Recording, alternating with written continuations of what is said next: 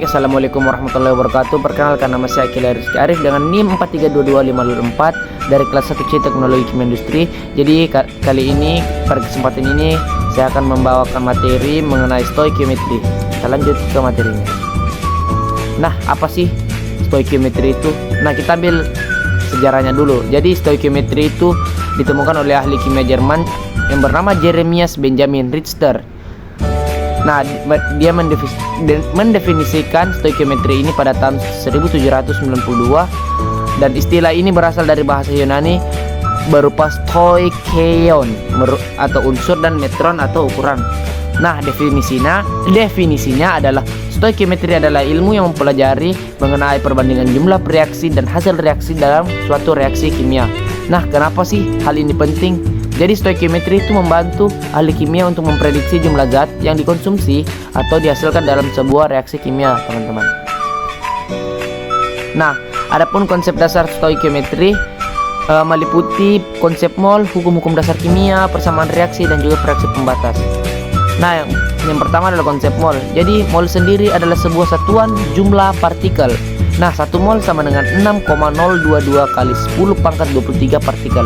Berdasarkan angka ini diambil berdasarkan nilai Avogadro atau angka Avogadro. Nah, rumusnya N sama dengan massa dibagi mR. Nah, massa itu sama dengan mol. Nah, yang kedua N sama dengan volume dibagi 22,4 itu gas pada keadaan standar. Nah, adapun contohnya itu H2O. Jadi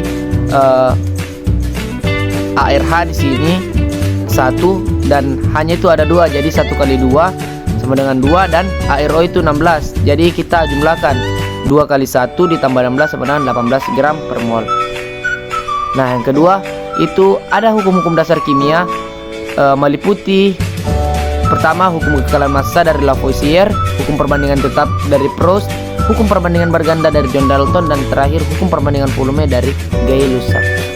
Nah, pertama hukum kekekalan massa. Jadi hukum ini diciptakan oleh John Dalton dan bunyi massa zat sebelum dan sesudah reaksi kimia itu tetap sama. Tidak ada zat yang hilang, hanya berubah bentuk atau berkombinasi. Contohnya pembakaran kayu itu menghasilkan abu ditambah gas. Jadi total massanya itu akan tetap sama seperti kayu dan oksigen pada awalnya.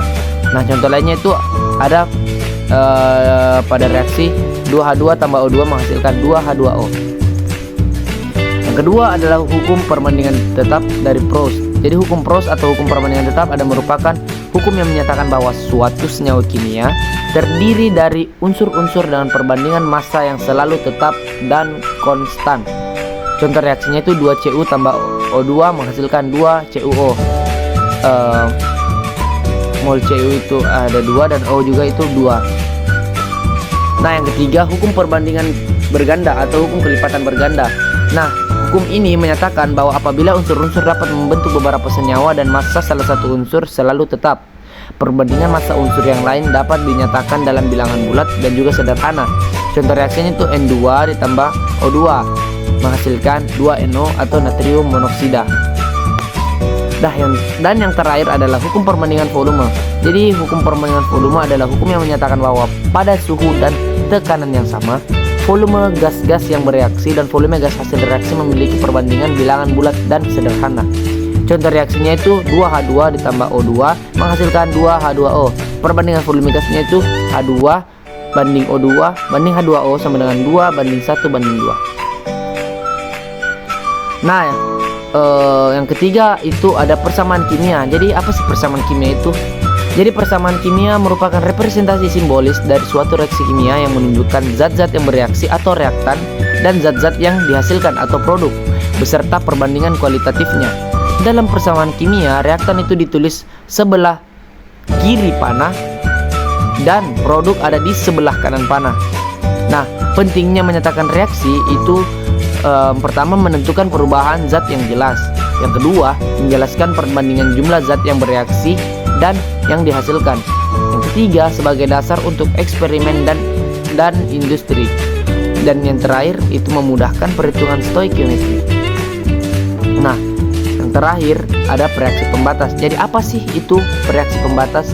Jadi reaksi pembatas adalah sebuah reaksi yang habis lebih dulu dalam sebuah reaksi kimia disebut reaksi pembatas karena reaksi tersebut membatasi jumlah produk yang dapat dihasilkan dalam reaksi kimia.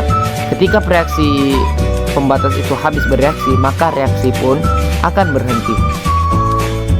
Nah, kita lanjut ke bedah soal. Oke.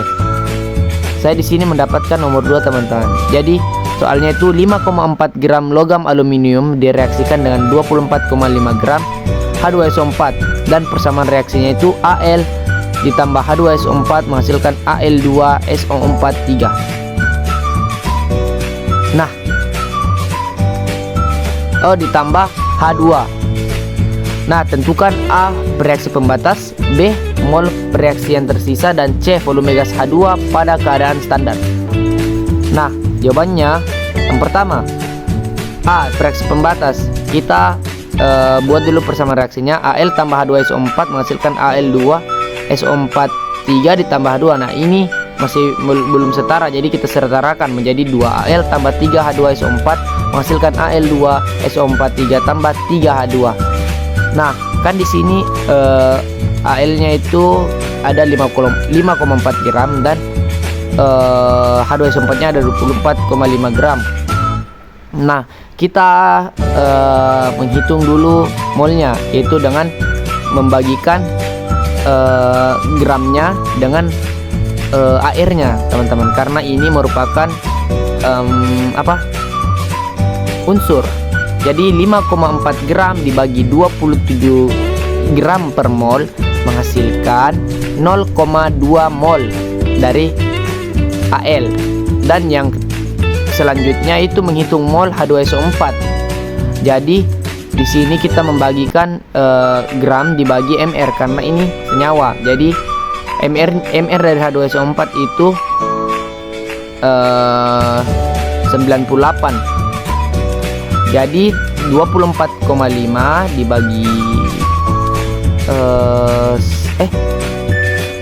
98 menghasilkan 0,25 mol. Nah, kita di sini mengkalikan mol 0,2 dibagi 2 dikali 3.